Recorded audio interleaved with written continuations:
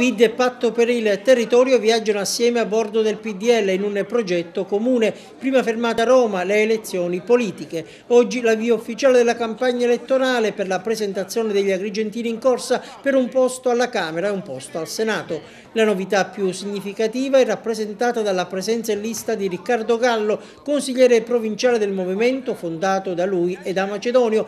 Per lui c'è la sesta posizione, di fatto la quinta, dando per scontato che il capolista Angelino Alfano opti per un'altra regione. Sono convinto che per il programma che sta facendo il Presidente Berlusconi, per i punti che sta onestamente portando avanti in maniera palese, la questione dell'IMU, della prima casa, per le imprese e poi per levare e facilitare delle leggi per fare delle assunzioni con le imprese, per dare lavoro, penso che la gente già ha capito e capirà e voterà il PDL e speriamo di vincere.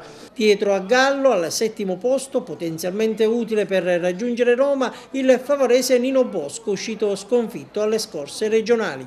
Una campagna elettorale certamente diversa, perché c'è un sistema elettorale che è orribile e mi auguro che la politica lo cambi in fretta. Sono candidato per dare il mio contributo al partito, come faccio coerentemente da 20 anni, e perché credo e crediamo tutti quanti che si possano vincere queste elezioni. Nel 2006 Berlusconi le perse per soltanto 25.000 voti e tutti pensavano che fosse perdente, poi invece il divario fu soltanto 25.000 voti. Oggi tutti i sondaggisti dicono che la rimonta di Berlusconi del Popolo della Libertà c'è, è in atto. Il divario tra la nostra coalizione e quella di centrosinistra è soltanto del 5%, e questo è un motivo per credere che in questi 20 giorni, e noi ci crediamo, si possa recuperare questo gap e vincere le elezioni. Poi, sempre alla Camera, c'è Anna Sciangula, ma in posizione arretrata. E passiamo al Senato. I candidati sono il saccense Giuseppe Marinello, per lui il quarto posto, e il riberese Giuseppe Ruvolo, esponente del PID, in settima posizione.